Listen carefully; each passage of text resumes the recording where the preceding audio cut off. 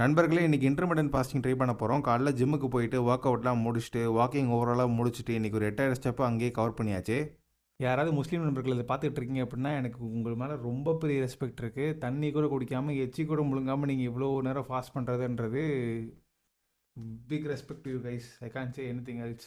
So நண்பர்களே இப்போ மணி என்னன்னா 2 மணி ஆச்சு. கிட்டத்தட்ட 14 ஹார்ஸ் ஆஃப் ஃபாஸ்டிங்கில் இருக்கோம். அண்ட் இன்னும் நான் சமைக்கல. ஸோ அதை செஞ்சு முடிக்கிறதுக்கு எப்படி ஒரு 1 hour ஆயிரும். ஸோ கிட்டத்தட்ட 15 to 16 ஹார்ஸ் ஆஃப் ஃபாஸ்டிங் இருக்கும். ஆனால் இந்த ஃபாஸ்டிங்கில் நான் கற்றுக்கிட்டது என்னன்னா, இது வந்து உங்கள் பாடியை செம்மையாக ட்ரெயின் ஆக்கிடுது. நேற்று நைட் நீங்கள் ஒழுங்காக சாப்பிடாம இன்னைக்கு வந்து ஃபாஸ்டிங் இருக்கீங்க அப்படின்னா பாடி செம்ம டயர்ட் ஆயிடுது. ஸோ அதனால் அந்த ரிஸ்க்கெல்லாம் எடுக்காதீங்க. ஒழுங்காக ஃபாஸ்டிங் இருக்கீங்கன்னா ஒரு வாரத்துக்கு ஒருக்க, அதுவே ஜாஸ்தி எனக்கு கேட்டால் ஒரு 2 வாரத்துக்கு ஒருக்க இல்லை ஒரு மாதத்துக்கு ஒருக்க இருங்க. அதுவே மோஸ்ட்லி போதும். பாடி ஃப்ரெஷ் அவுட் ஆன மாதிரி இருக்கும். நார்மலான கேலரி டெபிசிட் நீங்கள் சாப்பிட்ற சாப்பாட்டில் கொஞ்சமாக சாப்பிட்டே வெயிட் குறைக்கலாம். அதே ஃபாலோ பண்ணுங்கள். அதான் நான் கற்றுக்கிட்டேன். ஃபாஸ்டிங்கை வெற்றிகரமாக முடிச்சுட்டு மத்தியானத்துக்கு பிரியாணி மாதிரி ஒரு புலாவ் ஒன்று செஞ்சுட்டு நேராக தட்டில் வச்சுட்டு சாப்பிட உட்காந்தாச்சு. சாப்பிட்டு முடிச்சுட்டு ஒரு குட்டி உறக்கத்தை போட்டாச்சு. இது ஃபாஸ்டிங்னாலேன்னு தெரில, ஆனால் எனக்கு பயங்கரமாக பசிக்குது. எப்பயும் மத்தியானம் மீல் சாப்பிட்டதுக்கப்புறம் பசிக்காது. எனக்கு இடம் தான் பயங்கரமாக பசி இருக்குது. ஒரு கொய்யா பழத்தை போட்டு ஒரு தூக்கத்தை போட போகிறேன். தூங்கி எந்திச்சிட்டு ஒரு கருப்பு காப்பியை போட்டுட்டு நேராக ஓடி போய் ஒரு ஸ்வீட் கார்னை போட்டுட்டு வீட்டுக்கு ஓடியாச்சு.